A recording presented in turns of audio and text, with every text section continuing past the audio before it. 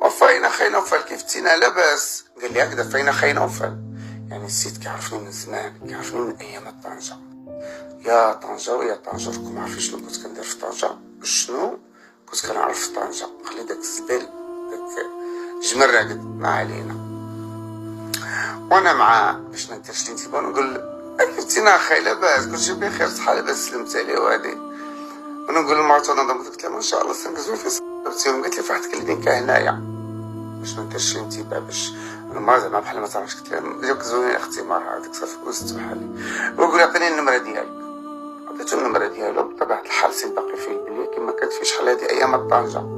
هو يقول لي انا غادي نتناقص المره الجايه. قلت لي اسمح لي ما بقيتش صيفط لي ميليسا قبل ما تتوب. الحمد لله بميليسا تاب الحمد لله.